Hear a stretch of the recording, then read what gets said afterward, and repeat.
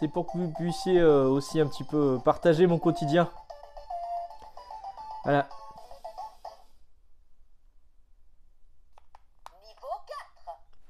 Alors, aujourd'hui, on va parler de jeux vidéo. Bonjour, déjà, c'est la moindre des choses, c'est de vous saluer. Hein. Après tout, vous êtes 5000 maintenant. Hein, 5000, c'est énorme. 5000, c'est n'importe quoi. Alors, il n'y aura pas de concours aujourd'hui. Mais la semaine prochaine, il y aura une FAQ. Comme d'habitude, hein, comme à chaque palier des 1000, je fais une FAQ. Donc, préparez votre question. Une question par personne, vu que vous êtes nombreux. Sinon, on va faire une vidéo qui va durer des plombes. Des questions évidemment que je sélectionnerai, je peux pas tout prendre parce qu'il y a certainement des questions qui ont déjà été répondues dans d'autres FAQ. Donc une question par personne et puis on fera une FAQ dimanche prochain. Et un concours, évidemment je vous ferai gagner un comics, deux comics. J'ai pas encore vraiment fait de sélection, mais bon, il y aura du comics à gagner. Hein, voilà, il y aura un concours, je sais pas encore ce que je vais faire, mais on verra à ce moment-là. Donc aujourd'hui on va parler de jeux vidéo, on va parler beaucoup de jeux vidéo parce que la semaine a été je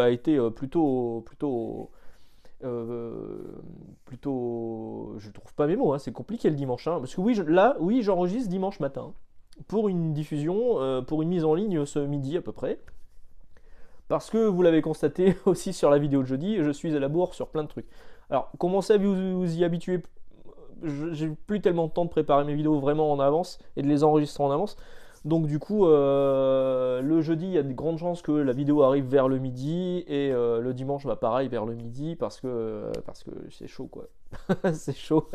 Euh, donc cette semaine, je vous ai parlé de quoi? Je vous ai parlé de...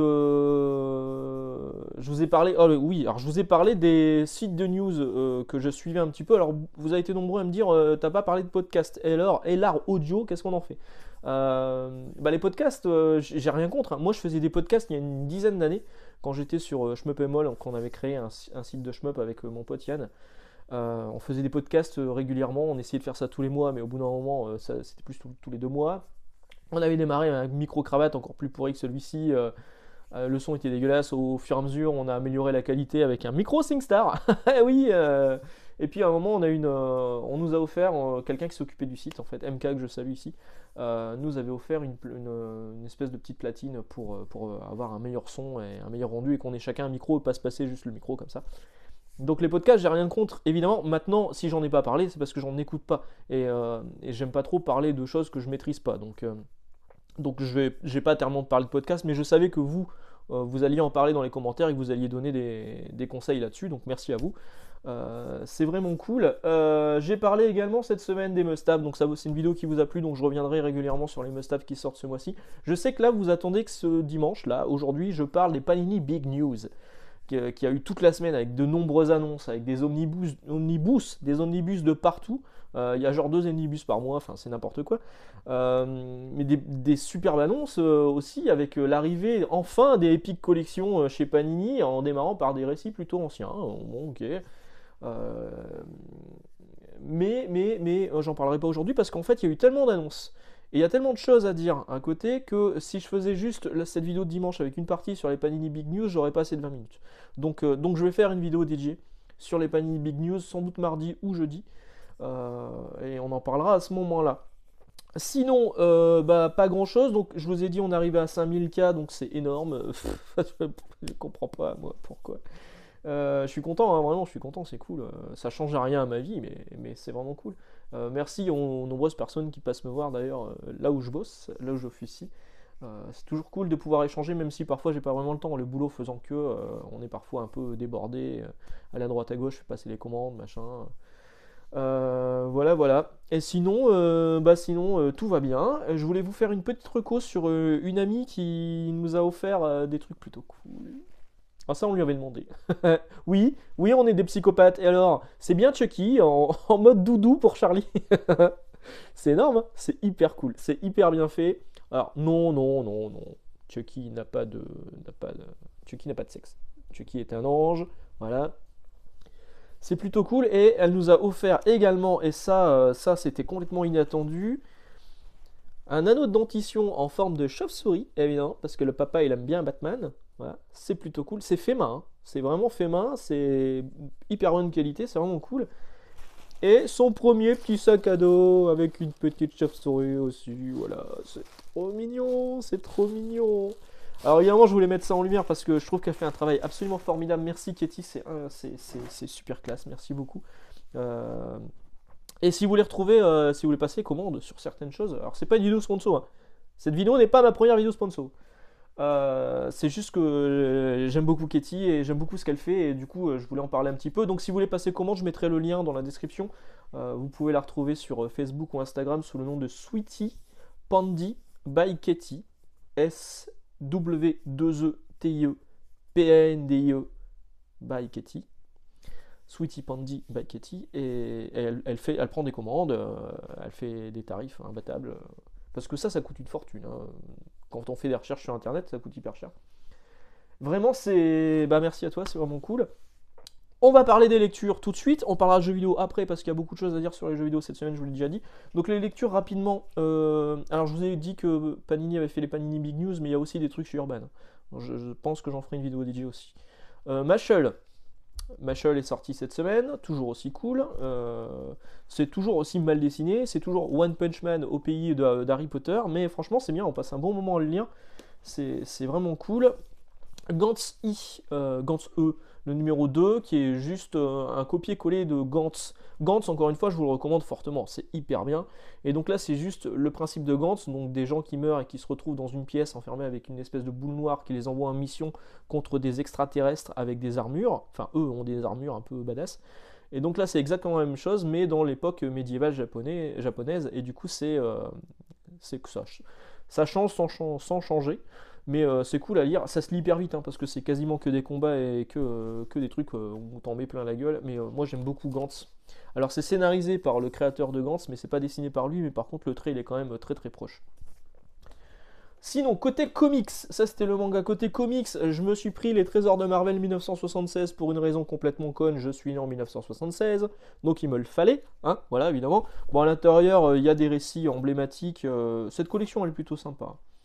Il y a du Doctor Strange annuel de 76, il y a du Spectacular Spider-Man, The Eternals, Nova, Warlock, Marvel Spotlight sur Nick Fury, X-Men tel un phénix renaissant de ses cendres, de Chris Claremont et Dave Cockrum, pas dégueulasse, et les 4 fantastiques du haut de Titan. Ça coûte 8 euros ça. La collection est plutôt bien, maintenant ça s'adresse vraiment aux vieux de la vieille, hein, parce que les nouveaux lecteurs, ce genre de dessin, ça va pas vraiment leur parler, même si là, c'est du Jack Kirby, franchement, c'est pas dégueulasse, hein. C'est même loin d'être dégueulasse. Sinon, qu'est-ce qu'il y a eu cette semaine? Bah, il y a eu les deux nouveaux Reign of X là, que j'ai pas encore lu.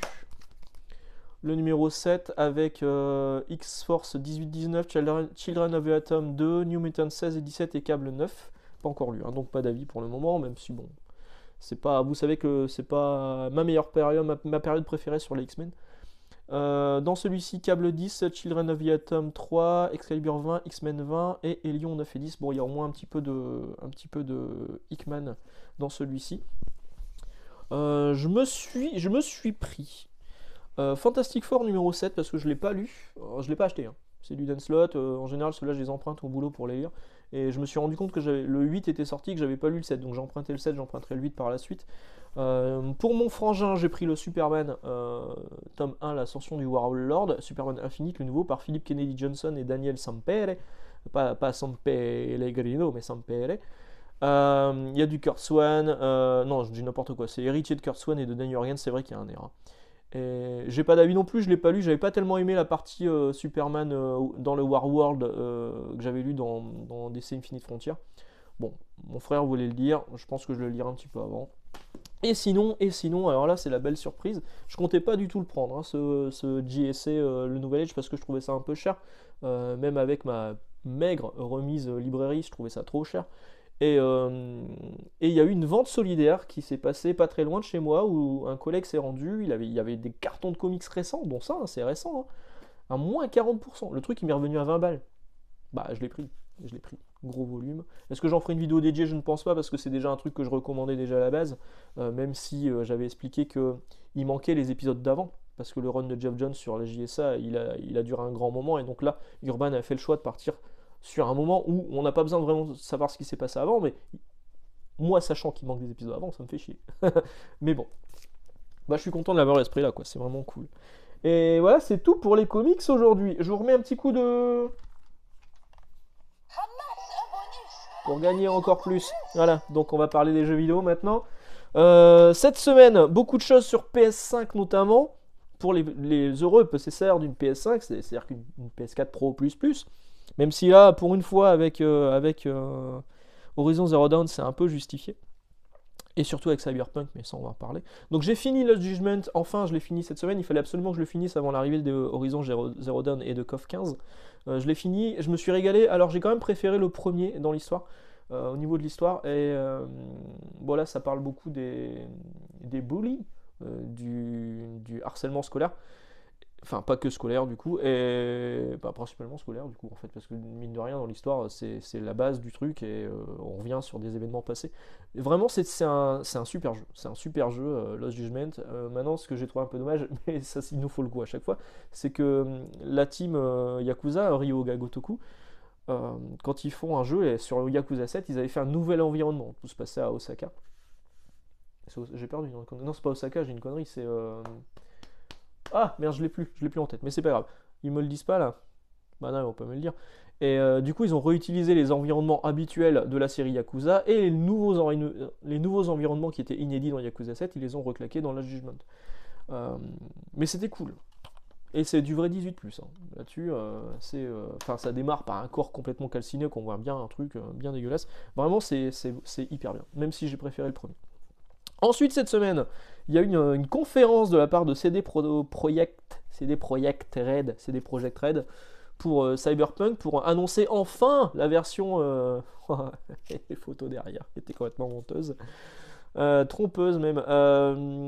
Donc il y a eu la mise à jour enfin next-gen gratuite pour Cyberpunk 2077, la version PS4. Si vous l'avez et que vous l'insérez dans votre PS5 avec lecteur physique, vous avez le droit à la version PS5 gratos, ce qui est quand même la moindre des choses. Et ça récompense enfin euh, la patience des gens qui l'ont acheté en janvier dans tous les bacs à soldes à 10€. Moi je l'ai depuis que c'est sorti, je l'avais fait sur PS5 et le rendu était déjà bien meilleur. Enfin, sur PS4 il était injouable, hein. Il y avait des bugs de partout, c'était dégueulasse.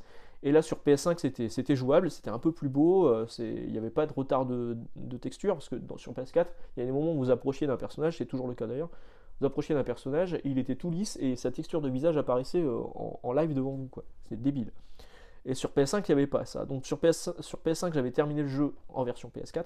Et là, maintenant, il y a la vraie version PS5 qui est disponible gratuitement si vous avez le jeu en PS4. Mon conseil, trouvez-le d'occasion à que dalle. Pour 20 balles maximum, vous allez le trouver d'occasion. Et puis, profitez pleinement de la version PS5 sur PS5. Ou sur Xbox Series. C'est vrai qu'aujourd'hui, je parle de PS5. Mais moi, je fais pas de querelle de crochet. Hein. De querelle de crochet.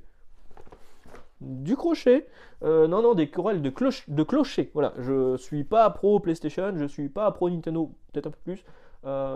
C'est parce que Nintendo c'est un peu mon Disney à moi. J'ai grandi avec. Je suis pas pro Microsoft ou Sony ou quoi que ce soit. Moi j'aime les bons jeux et en l'occurrence Cyberpunk 2077 c'est enfin un bon jeu sur Next Gen. Et donc c'est pareil, si vous avez la version Xbox One, vous avez la mise à jour gratuite vers Xbox Series X ou Series S. Un super jeu qui est enfin à la hauteur graphiquement de ce qu'il propose au niveau du scénario. Et donc cette semaine, les grosses sorties, c'était ça. Horizon Forbidden West. Alors vous allez me dire, ah, abruti, t'as acheté la version PS5, alors la version PS4 est 10€ moins chère et propose la mise à jour gratuite sur PS5. Oui, mais je peux me le permettre, parce que je suis blindé, parce que je suis un YouTuber de talent. Non, surtout, je voulais la boîte PS5. Et puis, j'avais économisé quand même pas mal. J'ai revendu pas mal de trucs. Et je me suis dit, ouais, allez, vas-y, je suis pas à 10€. Enfin, là, il m'est revenu à 60€ en ayant en plus mon achat en bonus derrière de 10€ que je pourrais utiliser pour la sortie du DVD d'Eternals. Tiens. Donc, le jeu, il est cool. J'en suis qu'à 2-3 heures de jeu. Pour l'instant, j'ai pas vraiment de monde ouvert. C'est toujours un peu couloir avec. Bon, il y a un minimum ouvert après le premier village, mais tu vois clairement les objectifs où on doit aller. En fait, c'est bien indiqué à l'écran. C'est beau, c'est vraiment beau. Maintenant, il y a cet effet qui s'appelle le Hero Glow, c'est-à-dire qu'en fait, le personnage ressort un peu trop par rapport au décor parce que il y a une espèce de détourage lumineux autour du personnage, le Hero Glow. Euh, mais sinon c'est cool. Alors ça parle beaucoup, hein. Par contre, Aloy, qu'est-ce qu'elle est casse-couille. Si vous avez connu Zelda, c'était lequel? C'était le Zelda sur Wii. Euh, Merde. Oh, je trouve pas mes mots aujourd'hui, c'est chiant. Bref, il y avait Faye, le personnage de Faye, qui parlait non-stop. Elle commentait tout ce que vous faisiez. Là, pareil, vous baladez dans un truc, vous avez envie de chercher un petit peu. Non, elle dit, je devrais passer par là, ça m'a l'air bien. Ouh, mais là, il y a un passage. Ouh, je vais y aller. Ouh, je vais me méfier, je vais me cacher un petit peu quand même. Alors qu'on a juste envie qu'elle ferme sa mouille et qu'on se débrouille nous-mêmes. Voilà. Mais bon, bah, le jeu est cool, hein. Pour l'instant, je pense que je préfère quand même un petit peu le premier, mais c'est vraiment que le début. Le lore est beaucoup plus développé, ça c'est bien. L'univers, dans le premier Horizon, en fait, qui était déjà très bon, hein, sur PS4, on avait l'histoire, la méta-histoire en fait. Pourquoi ce monde est devenu comme ça, on le savait vraiment à la toute fin du jeu. Il y avait des personnages qui arrivaient, etc., etc. Et là, dès le départ, on est complètement dans le truc, on sait ce qui s'est passé, on part en quête d'une solution. Et voilà. Et c'est beau, les combats sont dynamiques, c'est très bien. Maintenant, est-ce que ça motive à l'achat d'une PS5? Moi, je sais pas. Je sais pas. Il me fait moins d'effet que a pu me faire Ratchet et Clank l'année dernière. Parce que déjà le jeu démarre, il n'y a pas de gros effets waouh, c'est un truc très narratif où on avance qui fait vraiment penser à Last of Us du coup pour le coup. Et pas comme dans Ratchet et Clank où dès le départ ça bastonnait de partout, ça explosait, ça pétait. C'est pas le même type de jeu. Mais un très bon jeu. Voilà, un très bon jeu. Mais mon jeu de la semaine, c'est évidemment King of Fighter 15. Le 14 est sorti il y a 6 ans, ça fait 6 ans qu'on joue à KOF 14 régulièrement avec Yannick. Bah là on passe au 15. Problème, il n'y a pas de grande surprise. Disons que c'est juste King of Fighter 14 avec un truc en plus, un espèce de counter en plus. Moins de persos, ça fait chier. Il y a moins de persos, il y en a 39 sur celui-ci, il y en avait 58 dans l'autre. Mais évidemment, il y a des DLC à venir avec des personnages emblématiques, dont BG-Net, dont Yannick est féru. Et le retour de certains personnages emblématiques comme Ash. Donc en fait, il fait ce qu'on lui demande. C'est-à-dire que moi j'aurais voulu un KOF 14 avec un online qui tient la route, parce que KOF 14, le online c'était une catastrophe, et le online il est en béton armé sur KOF 15, et ça c'est vraiment bien. Mais il n'y a pas de prise de risque. Il n'y a pas de prise de risque. Bon, il y aura d'autres persos qui vont venir. Ce qui est bien par contre, et ça c'est vraiment champagne, c'est qu'il y a on peut débloquer toutes les musiques des anciens King of Fighters, de même certains Samurai Shodown, certains jeux, d'autres jeux SNK comme Metal Slug. Et on peut les intégrer, on peut faire une playlist personnalisée pour jouer selon les stages à certaines musiques, avec certaines musiques. Alors ça on peut le faire en versus online ou offline, on peut le faire en training, on peut pas le faire dans le mode story. Dans le mode story vous avez forcément les musiques de KOF 15, mais franchement c'est hyper cool quoi. Jouer à KOF 15 avec les musiques de KOF 11, KOF 98, KOF 2000, 2002, enfin... C'est une régalade, le jeu est top. Problème de la version PS5, il y a plus de input lag que sur la version PS4. Je ne le savais pas avant. Maintenant, quand on y joue, je l'ai ressenti au début, hein, mais il y a une option dans les options qui permet de rajouter des frames d'écart. Donc on peut corriger un peu le tir avec ça. Mais en fait, a priori, c'est parce que le jeu tourne sur Unreal Engine 4, qui est complètement optimisé pour les versions old gen, donc PS4 et Xbox. Donc le lag, il n'y a pas de lag, enfin léger, hein. Je crois qu'il y a 4 frames et là on est à 6. Mais du coup, la version, le moteur Unreal Engine 4, il n'est pas vraiment optimisé encore pour PS5, c'est trop tôt. Alors ce sera sans doute corrigé dans des patchs, mais bon, pour l'instant, je m'y retrouve quand même. Le gameplay est là, le jeu, j'aurais voulu peut-être un petit peu plus de... J'aurais voulu plus de persos, hein. J'aurais voulu qu'on revienne au mode tag battle, c'est-à-dire qu'on puisse changer de personnage à la volée, comme dans le 15, dans le 11, qui avait complètement dynamité le truc. Alors c'était déjà le cas dans 2003, mais dans le 11, alors là c'était formidable. Le 11 pour moi c'est un des meilleurs épisodes. Et voilà, donc c'est un bon KOF, mais il n'y a pas de prise de risque. Et c'est un KOF classique, à la limite on lui demande pas trop, on lui en demande pas plus, et le online il est en béton armé, donc bon. Je sais que là je vais y rejouer jusqu'à la sortie du 16, quoi, régulièrement. Et online. Donc là je serai pas obligé de me déplacer pour aller mettre une rouste à Yannick. On peut jouer online, et je dois bien avouer que sur nos premières parties online, il m'a quand même bien poutré la gueule, hein, voilà. Bon, sur ce, je vais vous laisser. Je vais vous souhaiter une excellente journée. On va se retrouver mardi. Et puis bonne lecture. Ciao, ciao.